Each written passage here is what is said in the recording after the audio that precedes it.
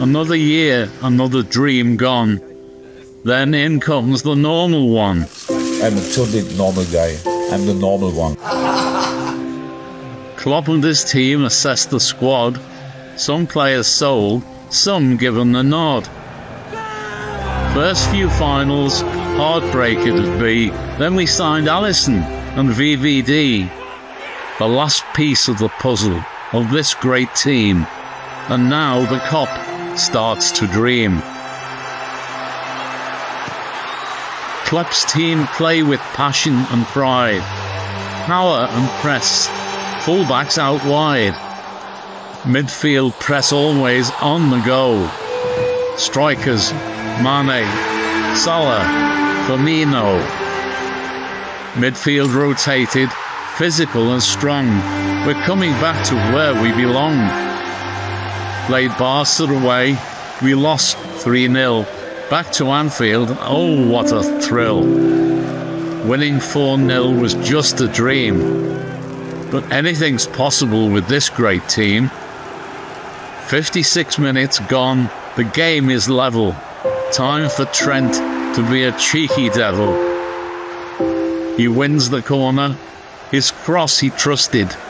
Sees Divock Origi, the ground erupted. Corner taken quickly, Origi! We went to Madrid, Big Ears is home. That's 6 European Cups since we first won in Rome. 30 years the Premier teased. We won in a canter, we won as we pleased. World Championship next, our biggest test. He did what he said, we are the best. The passion of Klopp, he was made for the Kop. His drive and enthusiasm drove us to the top. He leaves a squad with great ability. Let's make Anfield the bastion of invincibility. We say goodbye to a great man. Our friend, our leader, a Liverpool fan. With Klopp at the helm, our club has grown. From all our fans, you'll never walk alone.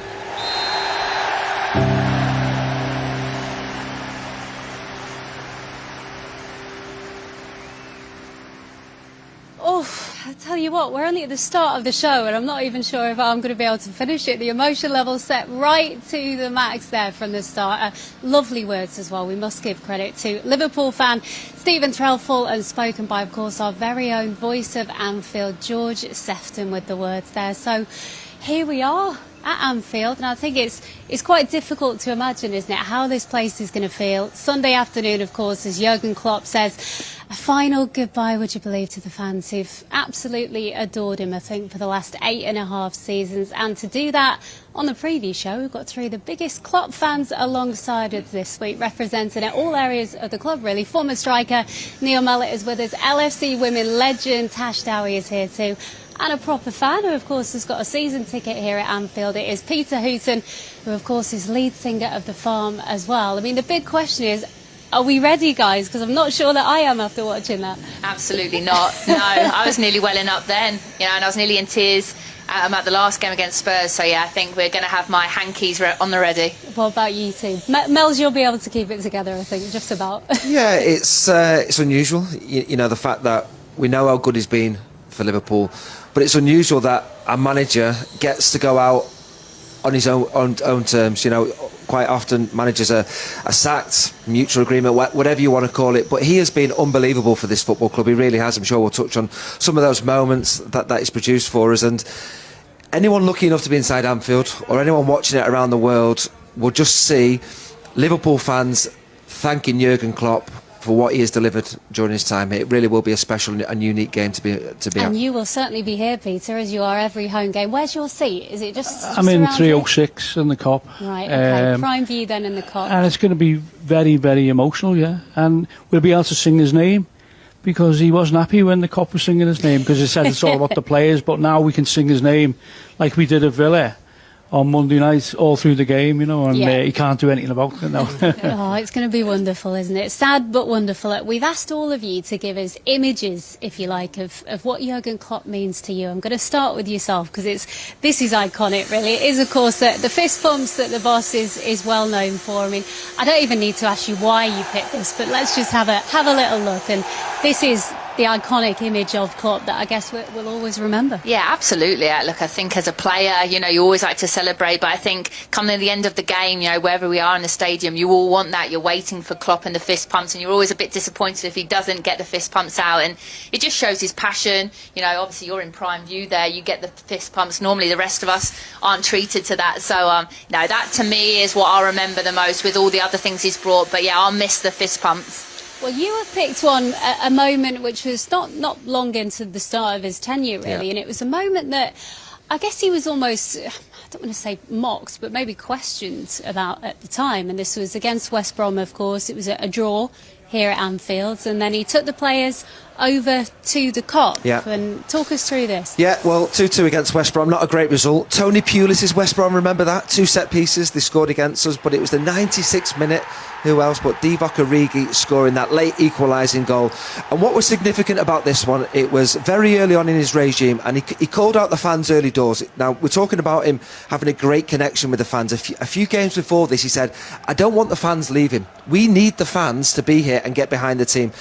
And at the end of this game, he got everybody lined up, and he was almost sort of saying to the fans, we got that equalising goal because you stayed and you backed us. And if we're going to go on and have good times, we're going to need you to keep backing us. And yeah, he got absolutely criticised, caned, laughed at by all our rival supporters.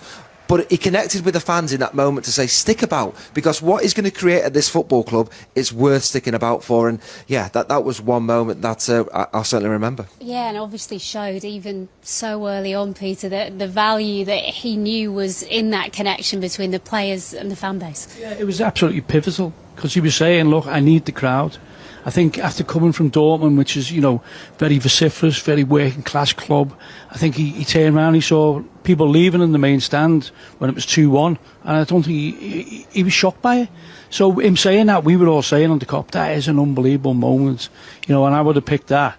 But well, we're going to see what you did pick. You know, because it was so unique. Yeah, this was an unbelievable moment for the Kop and the grounds for very different reasons. Let's have a look at yours. This is the derby, of course, against Everton, 2018, Divock Origi's moment. I mean, once again, your thoughts on why you picked this, but I know why you picked it. Yeah, well, you know, when we saw Van Dijk skying it there, we go, what's he doing? What's he doing?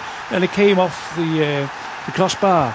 And Origi's there, and the Kop just went wild, you know. And then when we saw, I mean, I know he's probably apologised for it and for running on, but that just showed you the emotion of what it meant to Passion, him. of course. It was the passion, and it was like it's like the fans were in the stadium at the time, you know. And obviously it wound Everton fans up, which was never can be a bad thing, can it? I mean, that's obviously, you know, Jürgen Klopp in that moment was all the fans inside the stadium, and I think in terms of the connection he's got with this fan base, it's second to none, isn't it? It really is. It's special, you know, and whether or not it will ever be achieved again, we'll find out. But you know, I think it's hard unless you've witnessed and been inside Anfield and you've met Jürgen, you know, the kind of effect that he's had. I was lucky enough a couple of weeks ago to meet him actually personally for the first time, and he's just everything that you'd expect him to be, just so down to earth, so humble. I asked him why he wanted to have a break, and he just said, I want to try and be a normal human being. And I just think he gets it. He gets Liverpool, he gets the people, and